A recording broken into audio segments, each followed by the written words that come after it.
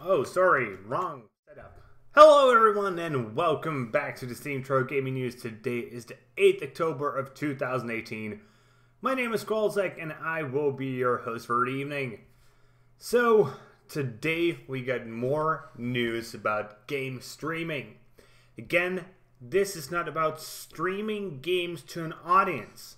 This is about companies using big ass computers to allow people who do not have the hardware to play games even though they don't have that big hardware. And Microsoft is going into this game with their newly announced Project X Cloud. So what this is specifically, is pretty much the same thing as Project Stream, except it doesn't use Chrome as its device of where you play the game.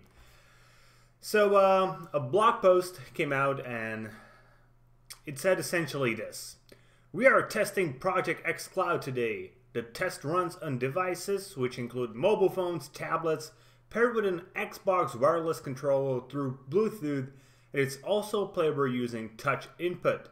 The immersive nature of console and PC games often requires controls that are mapped to multiple keys, buttons, sticks, and triggers. We are developing a new game-specific touch input overlay that maximizes response and a minimal footprint for players who choose to play without a controller."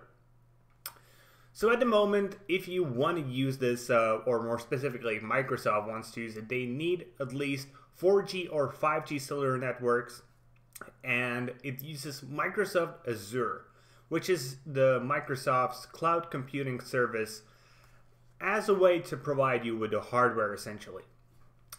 Interestingly, we actually have a date when this will go into beta and you will be able to try it out for yourself, as it will be a public beta. It should be coming sometime early in 2019. Nothing really that specific.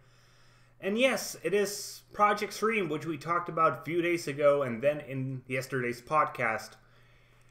And yeah, it seems that both Microsoft, Google, and I'm going to assume Sony as well, are working hard on this thing. Because let's face it, today's consumer is very much used to paying for services.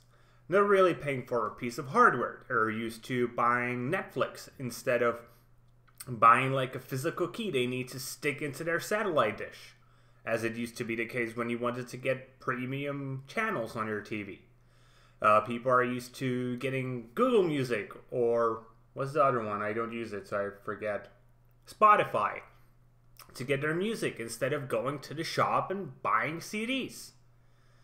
And there are many other services that go for the same thing, and it seems these companies believe the same thing will happen to gaming, at least partially in the future. Because, you know, even though most people don't buy CDs, they just get a Spotify subscription or Apple Music, there are still people who buy CDs, and they have legitimate reasons to do so. Usually it's because of, let's say, higher music quality, or because they are in physical possession of what they want instead of renting it. So, you know, if they don't pay one of their bills, doesn't mean they lose access to their music. The same with movies and DVDs and Blu-ray discs. It's just about a choice. You can either pay as a service and very likely get access to a huge library you wouldn't usually get access to for very cheap comparatively, or you can own these things and you know they're yours forever. And I think this is an interesting sort of case study in gaming, because a lot of people are already essentially renting their games. They just don't know it.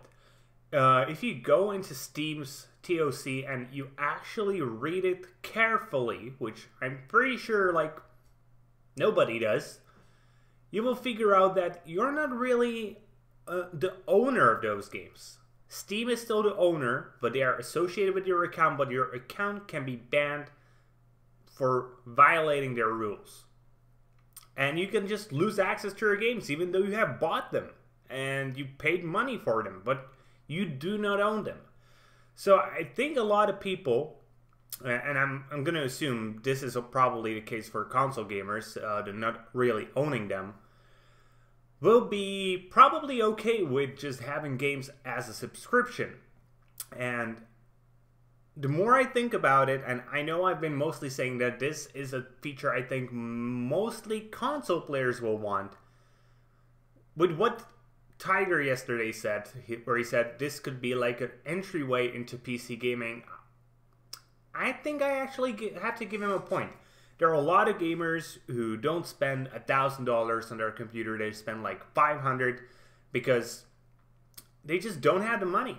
But they still need a computer. They would still be buying at least like a $300-400 laptops, or they just splurge in an extra $100 and get one that also has a dedicated graphics card, even though it sucks freaking balls.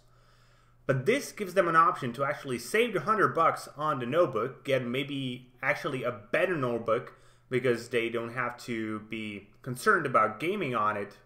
They only needed to have a good battery life, a decent enough CPU to run Office for most of the people, maybe like Photoshop if they're a student of arts or something. But if they want a game, they just have the subscription that is connected to their PC. Whenever they're online, they can just game. And that's actually a very, very enticing option, I think, especially for a lot of students who do not have that sort of money laying around to just go, okay, I'm going to buy a $800 computer or $1,000 laptop. But they can afford like a $300 one, and then they can just put away $10-15 a month and get access to their games. I think that's actually a good solution, but it is also pretty scary because it means that, well, let's face it, games are a big reason why hardware is still progressing at the rate it is. There aren't that many applications that require really, really insanely powerful consumer-grade hardware. Yes, obviously you can say, okay, but there's AI and there's like movies and they need their super powerful chips. Well, yeah, they do, but they also buy chips that you don't buy. They don't buy an NVIDIA 280 Ti. They buy like a Quadro 6000 or a Titan V because they will actually get the money back from it. Same goes for CPUs. They will not buy an i7 CPU. They will buy a Xeon because, again, they will get the money worth out of it. And they require as much stability, and those CPUs, GPUs, everything is built specifically for that reason, to be as fucking stable as possible. Well, consumer-grade electronics, obviously we want them to be stable, but we don't mind if our computer crashes once a month. Yeah, it pisses you off, but in the end you're like, yeah, whatever, just reboot and I'll do my stuff again. The document I have been writing has been saved 3.5 minutes ago because nowadays everything is saved automatically.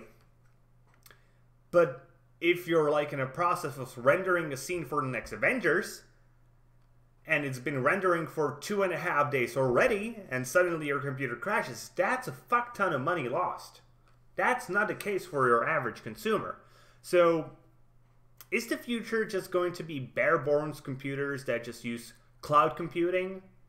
There is a good chance it will be, though it is a somewhat scary possibility. If you don't know why, just watch the movie I, Robot. It explains it quite well. And with that being said, that's going to be it for today, guys. I hope you enjoyed today's show, and if you did, please consider giving us a thumbs up here on YouTube and subscribe to the channel. If you are watching on Steam, maybe you want to give us an upvote and follow the blog. Either way, be sure to leave a comment, and be sure to tune in tomorrow for more gaming news, as we are your source of daily gaming news every single day. See you guys later with more gaming content.